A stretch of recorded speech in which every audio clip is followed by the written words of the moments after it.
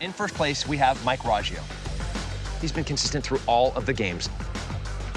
And sitting just 1 point behind him in second place is Mike Gallardo. Fresh off a win, he's been consistent this entire way through. In third place, we have Isaac. And aside from the main event, Tim, there is a Character Does Matter award, and this can be given out to any of the 10 athletes. I'm joined by Danielle Maslany, who's going to be with them at every single step of the action. That's right, Tim, and these athletes are going to be competing in 8 events over the next 5 days. The scoring system, well, it's pretty simple. And those points will then accumulate, and at the end, we will find out who the winner is of the 2016 Triumph Games, and they'll also walk away with a $50,000 cash prize. Let's get into the games. CBS Sports. Up next is a Terracross event. I'm super excited. Hey, Tim, how you feeling? Honestly, I fear for my life. I don't. Thanks for joining us for the conclusion of the 2016 Triumph Games. We have 10 veterans that are testing their athletic ability, their bravery, and Tim, these athletes have now completed 6 out of the 8 events here at West Point Military Academy. And the events are very similar to those that the cadets here have to complete as well. So that is it for our first show, and it has been absolutely amazing. Speaking of amazing, how about CJ? Oh my goodness. And then we have Isaac, the only competitor to reach the top of that rock wall. Speed and agility. We saw that team camaraderie come together. My pick would be Brett. He's just impressed me all the way through. He seems very competitive, but he's almost reserved about it. So I think he's gonna kind of sneak in there, and I think he's gonna impress us even more than he already has. It has been, start to finish, something spectacular to watch. Join us on our next show. That's right, Tim, and these athletes are going to be participating in 8 events over the next 5 days. And it's a really even playing field. So regardless of gender or of injury, they're all starting out at the same place. So it's going to be really exciting to see how this turns out. Welcome back. We are about to begin the final event. And Tim, there are only 3 individuals who could potentially be crowned the 2016 Triumph Game champion. And that concludes the 2016 Triumph Games. Mike Gallardo is crowned our champion. What a remarkable human. What an amazing soldier. His performance throughout the game has been stellar.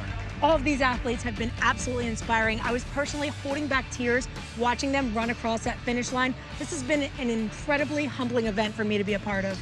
The one thing that stood out is how much they supported each other, not in every contest, not in every single obstacle, but through the course of the entire game. Tim, 1 winner, 10 heroes. Thank you for joining us for the 2016 Triumph Games.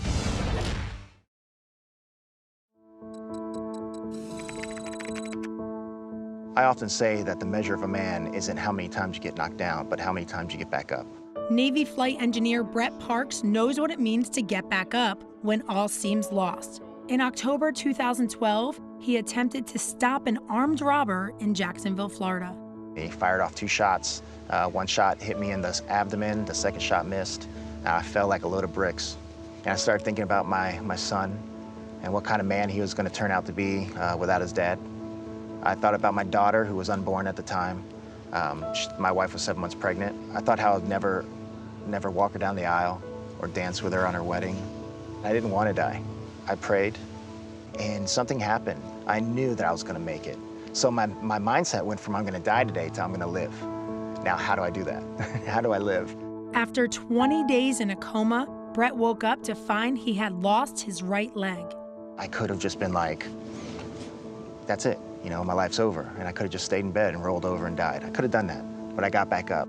He certainly did. Brett started competing in adaptive sports, and it didn't take long until he was winning medals in swimming and sitting volleyball at the Invictus and Warrior Games. I went to college on a track scholarship, and I always had dreams and aspirations of running for the Olympics one day. But in May 2009, CJ's Olympic dreams were shattered. While serving in Iraq with the Army National Guard, his truck was hit by an IED. From the moment of the blast, I thought about my family first. I thought about my wife and my 2 sons at the time. And then eventually my track career did pop into my head. I'm thinking to myself, I'm about to lose my leg, but then I'm like, maybe I can do the Paralympics if this doesn't work out. CJ's leg wasn't amputated, but he was severely wounded, losing the fingers on his right hand and part of his right leg. It was difficult at first coming home with the injuries, not wanting people to stare, not wanting people to look at me. So I used to hide my hand all the time, or I never wore shorts or anything to hide my leg all the time. That went away with time, me being more comfortable with who I was and realizing that not everybody can say they fought, not everybody can say they survived what I survived. So I stopped looking at them as something to be ashamed of, but something more to be proud of. He began bodybuilding as a way to build up that confidence. I just started back trying to push myself beyond what anybody expected I can do. Anything the doctors told me I couldn't do, I tried to prove that I could do it. He's recently become the first amputee to turn pro. CJ is confident he has what it takes to lift the Triumph Games trophy.